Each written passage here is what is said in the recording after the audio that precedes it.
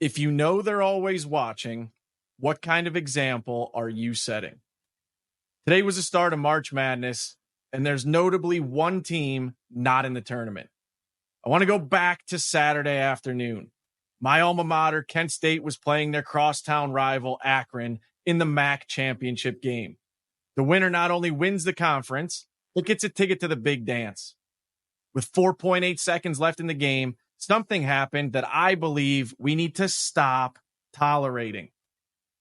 If you've not seen what transpired in the final seconds, I will link a video down in the comments. Pause this and check out that link. If you check out that link, please watch the entire 3-minute clip that's there. If you're listening and cannot pause, let me do my best at recapping what happened. With Akron at the free throw line, up one with 23 seconds left in the game, they missed the front end of a 1-and-1. Kent State secures a rebound. Kent State brings the ball up the floor, down one with a chance to take the lead and or win the game. Kent State player sets a screen up top. His teammate rolls to the hoop, misses his shot, but there's a big guy underneath the basket, grabs the offensive rebound, and lays it in. Kent State's now up by one with just over 5 seconds left. As Akron inbounds the ball, a Kent State player comes flying in and intentionally fouls the Akron player, which sends Akron back to the free throw line for another 1-and-1. The Kent State player mistakenly thought his team was down one, not up one. Hence the intentional foul. The mistake is not what I want to talk about. It's not what I want to focus on. What I really want to focus on was the coach's reaction. As soon as the mistake was made and the intentional foul was called, the camera pans over to the Kent State coach. He's got both hands on his head. He's running up and down the sideline, screaming, puts his head in his hands like this, puts his head down. When they call timeout a short time later, there was an obvious refusal by the coach to even look at the player who made the mistake in the huddle. As parents, as coaches, as leaders, it's imperative that we stop showing up those we lead in a public forum. You're always being watched, and showing someone up like this in a public forum does so much damage to their confidence, to their motivation, and to their morale. Did the player make an inexcusable mistake? Absolutely. But if we're going to preach emotional control as the leader, you need to be in control of your emotions, especially in the most high pressure situations. How dare you expect emotional control out of others when you don't possess it yourself? Also, the game wasn't over. Akron was going back to the free throw line for another 1-and-1 opportunity, having just missed the front end 20 seconds prior. But what do you think happened to the confidence level of the Akron player when he sees the coach of the other team react the way that he did? And don't take my word for it. There's been numerous studies done on poor body language and the emotional boost that the other team gets from it. Even when Akron goes to the free throw line and makes both free throws to go up one, Kent State still had 4.8 seconds left to get off a game-winning shot. I don't know much about basketball, but the little bit that I do know, you can dribble the entire length of the floor in 4.8 seconds and get off a pretty decent shot. But again, I want to ask you, where do you think the player's confidence was at that point?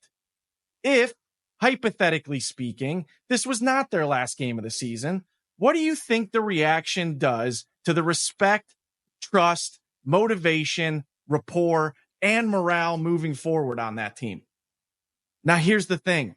I'm not saying that the coach doesn't have a right to be upset. I'm not saying that the coach can't be pissed off in that situation.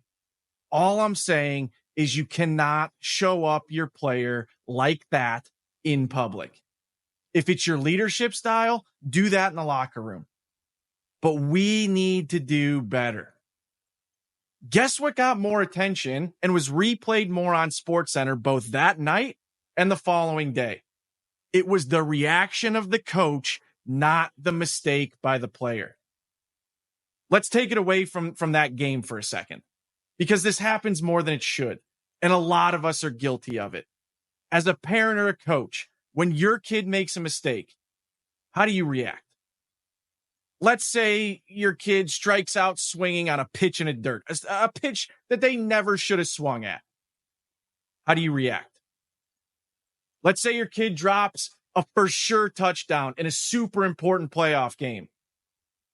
How do you react? Do you put your head in your hands? Do your palms go up to the sky? Do you shake your head while turning away from the game? Because I can tell you one thing, especially in youth sport, guess where kids look first after making a mistake? Mom and dad. I see this with leaders that I work with in the different populations that I work with as well. It happens with soldiers. It happens with first responders. It happens in businesses. Hell, the nurses that I work with even have a term that this behavior falls under. Nurses eating their young. It can be overt, like the Kent State coach example, but it can also be subtle. Shaking your head, which admittedly, I've been guilty of.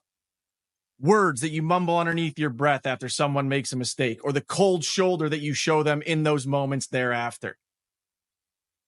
If you're listening to this, you might be thinking, yeah, but it can't matter that much, can it?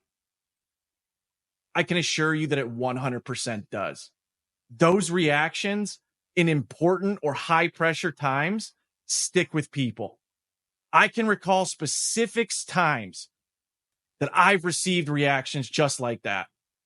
And I'm sure most of you can too. If you don't believe me, talk to your kids or talk to those in which you lead. Ask them. See what they say. Don't even make it about your reactions. Ask them about someone else's reactions and let them tell you the impact that it has on them.